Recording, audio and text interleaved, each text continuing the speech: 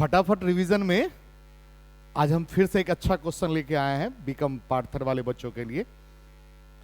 इस क्वेश्चन को बताने से पहले हम 3 बात को बोलते मेरे भाई, गौर से सुनिए। फाइनेंशियल एंड इन्वेस्टमेंट मैनेजमेंट में जो आपका पेपर 5 है, हमने देखा अपने अनुभव के आधार पे प्राथमिक बाजार या गौण बाजार एक क्वेश्चन, स्टॉक एक्सचेंज दूसरा क्वेश्चन, और सेबी। अगर हम ये 3 क्वेश्चन तैयारी कर लेते हैं, गौर से सुनिए, प्राथमिक बाजार गौण बाजार 1, स्टॉक एक्सचेंज 2 और तीसरा नंबर पे सेबी, 3 क्वेश्चन की तैयारी करेंगे तो 1 टकराएगा। तो इसी तरह से अगर हम 15 क्वेश्चन करेंगे तो 3 में से 1 आएगा, तो 15 करेंगे तो 5 टकरा जाएगा। हाँ, कभी कभी किसी साल किस्मत बढ़िया होता है तो 10 क्वेश्चन से भी टकरा जाते हैं। तो 3 वीडियो जरूर मेरा देखिएगा। हम कल, चूंकि कल छुट्टी है ईद के कारण, तो कल हम क्या करेंगे आपके लिए, प्राथमिक बाजार और गौण बाजार पे वीडियो बनाएंगे, सेबी पे वीडियो बनाएंगे, और अभी आपके सामने स्क्रीन पे है शेयर बाजार यानी स्टॉक एक्सचेंज। 3 वीडियो 1 क्वेश्चन आएगा, 3 वीडियो से 1 क्वेश्चन आएगा। तो आज का लेक्चर अब स्टार्ट करते हैं। शेयर बाजार से आप क्या समझते हैं, इसके कार्य। शेयर बाजार को स्टार्ट करने से पहले हम कुछ एग्जाम्पल्स देना चाहते हैं। एक सामान्य भाषा में आपसे पूछा जाए कि आप सब्जी खरीदने के लिए कहां जाएंगे, तो जिस जगह के आप रहने वाले हैं आप बोलेंगे सर उस मार्केट में जाएंगे सब्जी खरीदने के लिए। आपसे पूछा जाएगा कि भाई आप सोना खरीदने के लिए कहां जाएंगे, तो आप बोलेंगे भाई साहब जहां पर सोना वाला मार्केट होगा, दैट मीन्स जिसको हम लोग सोनरपट्टी बोलते हैं, वहां जाएंगे। आपसे पूछा जाएगा भैया कपड़ा लेने के लिए कहां जाना है, तो आप बोलेंगे सर मॉल में जाएंगे, जो कपड़ा दुकान है वहां जाएंगे।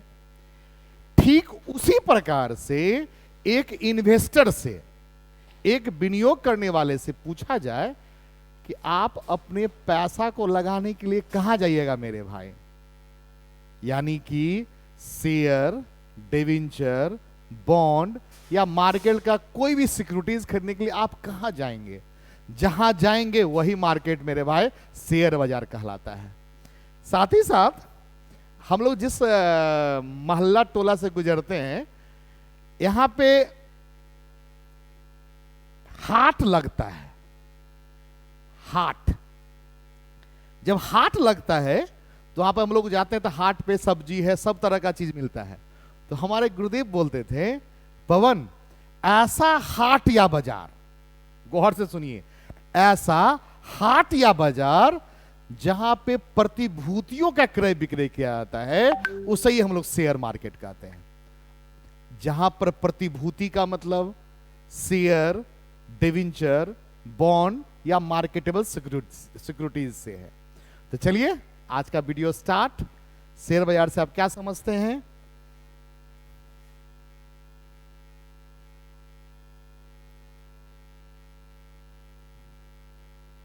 देखा जाए आज का क्वेश्चन, शेयर बाजार। थोड़ा स्क्रीन वाले आंसर को पहले पढ़ देते हैं आप लोग के लिए, क्योंकि मैंने अपने भाषा में तो समझा दिया। ऐसा हाट या बाजार जहां पे प्रतिभूतियों का क्रय विक्रय किया जाता है, जिस मार्केट में शेयर डिवेंचर को हम खरीद भी सकते हैं, बेच भी सकते हैं। वो 24 घंटा आपके शेयर को खरीदने के लिए तैयार है और 24 घंटा आपके शेयर को बेचने के लिए तैयार है। ऐसे मार्केट को हम लोग स्टॉक एक्सचेंज मार्केट कहते हैं। तो चलिए अपने आंसर की ओर।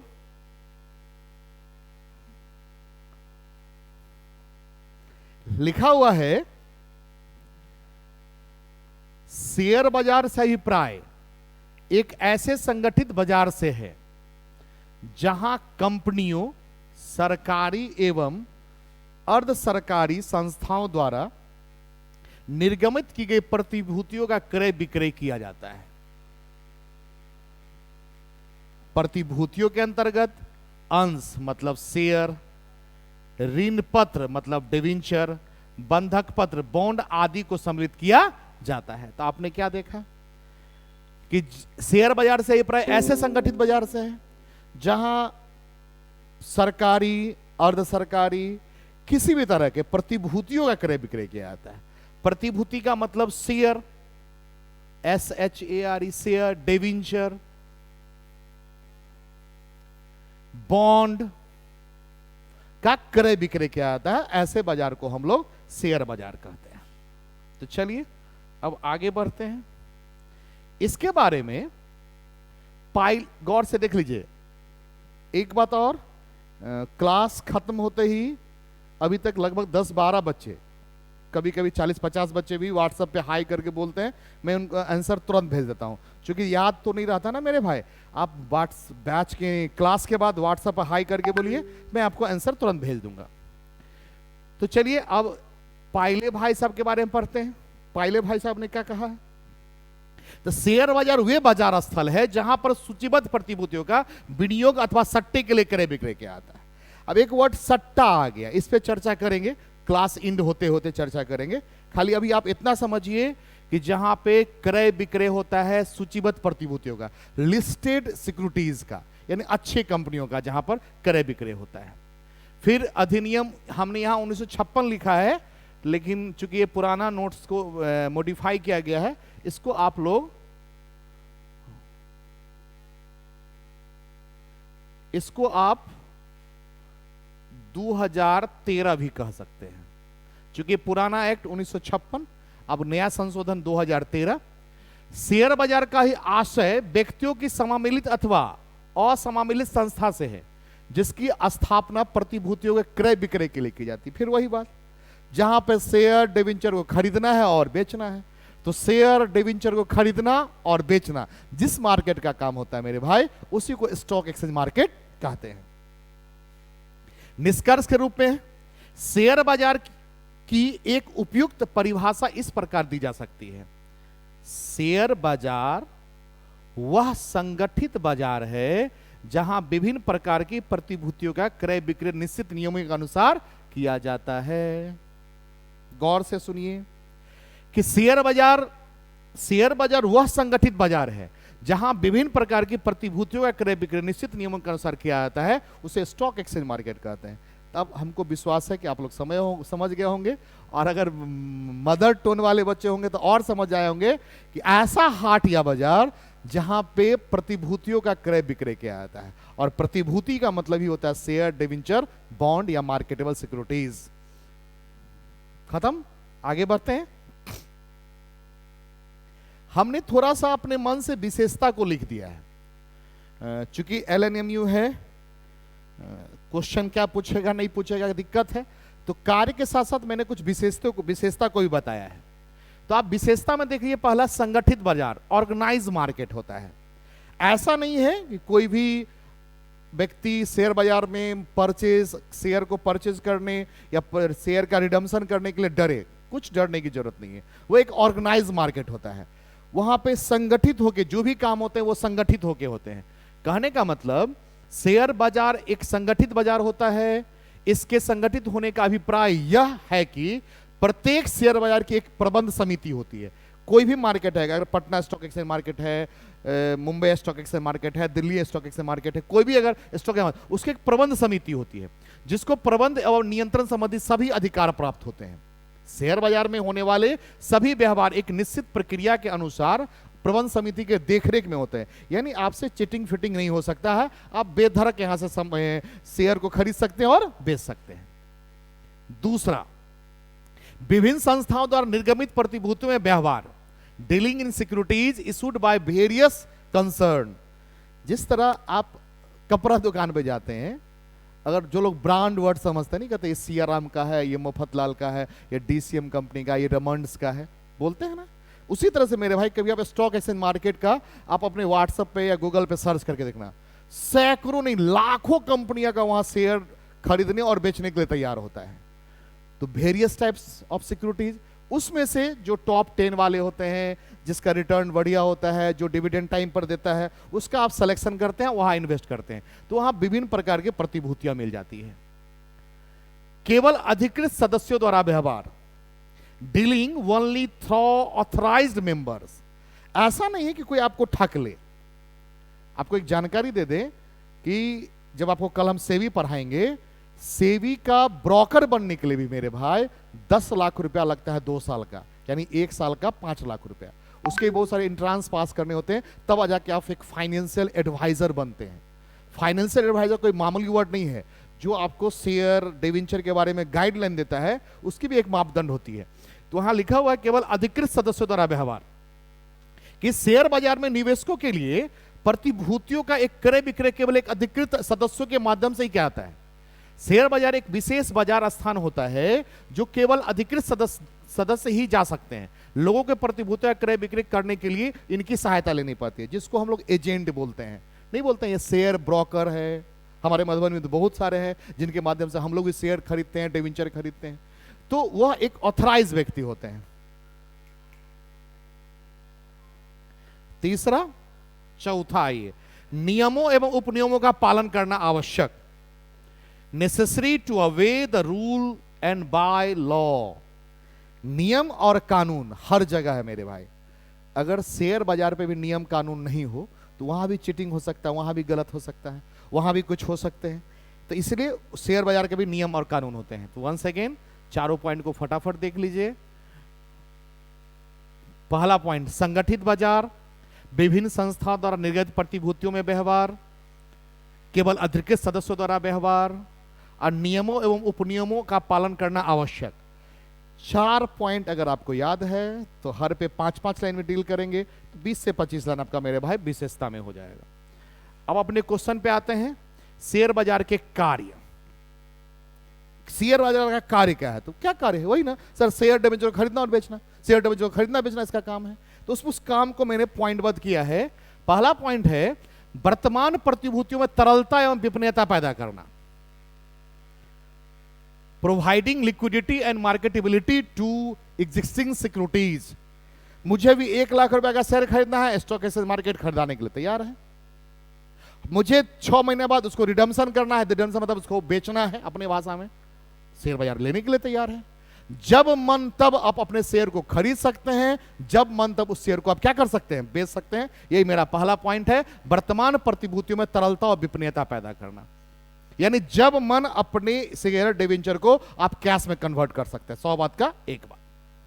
दूसरा, प्रतिभूतियों का मूल्य निर्धारण, प्राइसिंग ऑफ सिक्योरिटीज। एक बात आप लोग, चूंकि आपने 11, 12 पार्ट 1, पार्ट 2, पार्ट 3, तो कहीं ना कहीं आपको इकोनॉमिक्स से पाला पड़ा होगा, जिसमें 2 वर्ड मांग और पूर्ति, मांग और पूर्ति, जिसको इंग्लिश में आप बोलते हैं डिमांड और सप्लाई। कॉमन सेंस का बात है। डिमांड सप्लाई के बारे में आप थोड़ा सा इशू ऑफ शेयर पे चल जाइए मेरे भाई। शेयर हमारे पास 10,000 है, खरीदने वाले भी लगभग 10,000 है, तो कंपनी ऐट पर शेयर जारी करती है, आप पढ़े हुए हैं। शेयर की संख्या कम है, खरीदार ज्यादा है, कंपनी का गुडविल बढ़ा हुआ है, लोग कंपनी के शेयर को खरीदने के लिए एकदम तैयार हैं, तो आप अपने शेयर का दाम बढ़ा देते हैं, जिसको प्रीमियम बोलते हैं।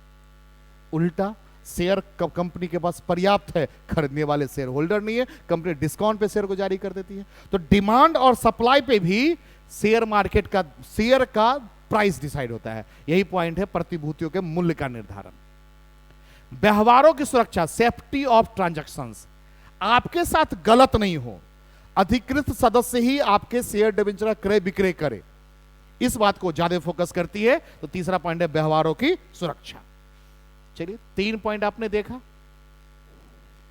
चौथा, आर्थिक विकास में योगदान, कंट्रीब्यूशन टू इकोनॉमिक ग्रोथ। कहा गया है और स्टॉक एक्सचेंज के बारे में कि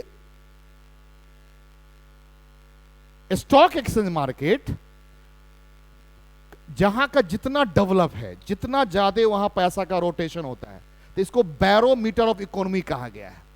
यह अर्थव्यवस्था को मापने और मापदंड करने में स्टॉक एक्सचेंज बहुत सहायता प्रदान करता है। बैरोमीटर ऑफ इकोनॉमिक्स इसको कहा गया है, इकोनॉमी कहा गया है। तो वही पॉइंट है कि आर्थिक विकास में योगदान। कहने का मतलब इसमें क्या लिखा हुआ है, गौर से देखिए।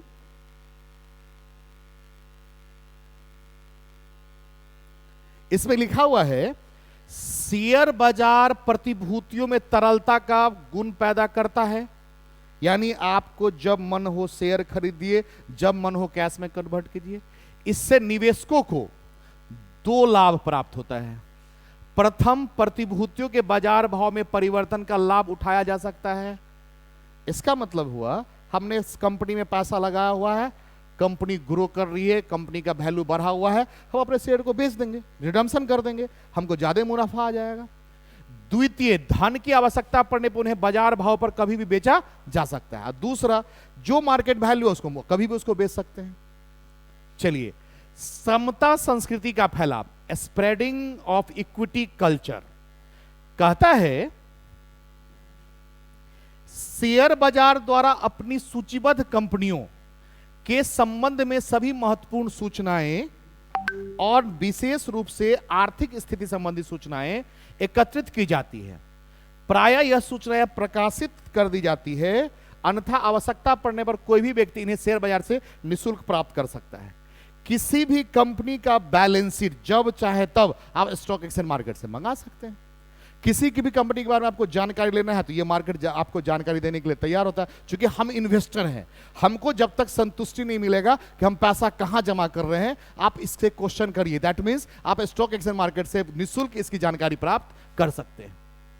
तो आपने 5 पॉइंट देखा। अब आइए छठा, सूचना का प्रसार। ये इंफॉर्मेशन को भी बताता है। शेयर बाजार विभिन्न प्रकाशनों द्वारा विभिन्न इच्छुक पक्षकारों को मुख्य सूचनाएं भेजता है। कंपनी की सूचनाओं की डायोमेट्री, कंपनी के संबंध में अनुमान लगाने के लिए निवेशकर्ताओं के लिए हैंडबुक, हैंड आउट तथा पंपलेट द्वारा भी शेयर बाजार की गतिविधियों की सूचना दी जाती है। किस कंपनी का स्थिति क्या है, किसके बारे में क्या रेशियो है, ये सब शेयर स्टॉक एक्सचेंज मार्केट बताता है। अब आए लास्ट पॉइंट, सट्टे की सुविधा उपलब्ध कराना। प्रोवाइडिंग स्कोप ऑफ स्पेकुलेशन, सट्टा। भारत में रूल के हिसाब से सट्टा गैरकानूनी है, 110% गैरकानूनी है। लेकिन जो दिमाग वाले लोग होते हैं वो कुछ ना कुछ दिमाग लगा लेते हैं। ये सट्टा वर्ड बहुत पुराना है। पहले के जमाने में क्या होता था, एक मटका में, मटका दैट मीन्स जिसको हम लोग मटका बोलते हैं, मटका, उसमें 150 लोगों का नाम लिख के पेपर गिरता था, पैसा सब कोई लगाते थे, जिसके नाम का पेपर आ गया वो जीत गया, बाकी लोग मुंह देख रहा है, उसी को सट्टा बोलते हैं मेरे भाई। जो जीत गया वो हीरो, बाकी सब समझ गए फर्नीचर। तो यही है सट्टा। तो जब प्रतिभूतियों का क्रय उनके बाजार मूल्य परिवर्तन से लाभ अर्जित करने के लिए किया जाता है, नहीं कहते हैं कि सट्टा मार्केट में आज भारत पाकिस्तान का मैच चल रहा है, सट्टा मार्केट में आज ये है, आज ये है, यह सुना हुआ वर्ड है। तो रूल के हिसाब से तो पहले यह इलीगल है, लेकिन कुछ हद तक मार्केट में हलचल लाने के लिए, शेयर का दाम में परिवर्तन करके मार्केट में कुछ नयापन लाने के लिए सट्टे का यूज किया जाता है। तो ये लिखा है कि जब प्रतिभूतियों का क्रय विक्रय उनके बाजार मूल्य में परिवर्तन से लाभ अर्जित करने के लिए उद्देश्य से किया जाता है, तो इसे सट्टा कहते हैं। संबंधित अधिनियम के प्रावधानों के अंतर्गत ऐसा करने की अनुमति दी जाती है।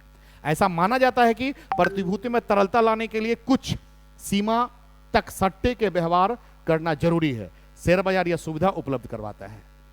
तो आप वंस अगेन 7 पॉइंट देख लीजिए मेरे भाई, फिर से थोड़ा थोड़ा फटाफट रिवीजन में। वर्तमान प्रतिभूतियों में तरलता विपन्नता पैदा करना, प्रतिभूतियों का मूल्य निर्धारण करना, व्यवहारों में सुरक्षा, आर्थिक विकास में योगदान, समता संस्कृति का फैलाव, सूचना का प्रसार और सट्टे की सुविधा उपलब्ध कराना। अब अगर आपको 7 पॉइंट याद है तो 7 गुने 5 35 लाइन तो आराम से आप भर सकते हैं। और LNMU के स्टूडेंट है, आपको तो भरने आता ही होगा, और आता है मेरे भाई। हमारा हर बच्चा मजबूत है। थोड़ा सा मेरा आप लोग एक काम कर दीजिए, अच्छा लगता है कोई व्हाट्सएप मैसेज करते हैं, जैसे कल मैंने वीडियो नहीं बनाया तो 2-4 बच्चे ने व्हाट्सएप किया, सर आपने वीडियो नहीं बनाया। मैंने बताया बुआ कुछ फैमिली इशू था, कुछ कल पार्टी सार्टी मनाने के लिए चले गए थे। तो अच्छा लग रहा है कि बीकॉम पार्ट 3 वाले बच्चे हमें पसंद कर रहे हैं। अब थोड़ा सा आप लोग मेरा काम कर दीजिए। आप लोग का तो वीडियो में 110% बनाऊंगा 12 तारीख तक, तब तक आपका एग्जाम नहीं हो रहा है। आप जो बोल रहे हैं, सैलरी हो, टैक्स का कोई चैप्टर है या ऑडिटिंग है, जो भी है, जो आप बोलेंगे वो मैं कंटेंट तैयार करूंगा। बस एक काम थोड़ा सा कर देना है। आपसे जो जूनियर क्लास के बच्चे हैं, 11th वाले हैं, 12th वाले हैं, पार्ट 1 वाले हैं, पार्ट 2 वाले हैं, थोड़ा सा उस चैनल को सब्सक्राइब करवा दीजिए। इसलिए सब्सक्राइब करा दीजिए, जब आपका एग्जाम खत्म हो जाएगा तो 13 तारीख से तो पार्ट 1 पार्ट 2 पे लगेंगे ना मेरे भाई। आपको अगर फायदा हुआ तो आपका जूनियर को भी फायदा हो जाए। मैं विश्वास दिलाता हूं 11th Bihar board, 12th Bihar board, part 1, part 2, part 3, MCom तक का टोटल सिलेबस इसी तरह मैं निःशुल्क आपके बीच में लेके हमेशा आते रहूंगा। हाँ, थोड़ा रात में वीडियो इसलिए बनाना पड़ता है कि हर दिन ऑफलाइन में क्लास होता है, क्योंकि कमाई तो ऑफलाइन से ही होता है ना, ऑनलाइन तो बस शौक है। जो दुनिया चल रहा है उस हिसाब से चलना चाहिए। थोड़ा सा मेरे चैनल को प्रमोट करवा दीजिए। कुछ लोग इस लिंक को शेयर ग्रुप में इसलिए कर दीजिए कि जब तक आप नहीं शेयर करेंगे तब तक मेरा वैल्यू नहीं बढ़ेगा। हाँ, मेरा क्लास नहीं अच्छा लगता है तो शेयर करने की जरूरत नहीं है, दूसरे को बोलने का भी जरूरत नहीं है। लग रहा है कि सर कुछ मेहनत कर रहे हैं, सर से कुछ हम सीख लेते हैं, सर हमको आंसर भेज देते हैं, सर हेल्पफुल नेचर के हैं, तो ही आप मेरा मदद करें। तो चलिए, गुड नाइट। साथ ही साथ कल के लिए सबको ईद मुबारक।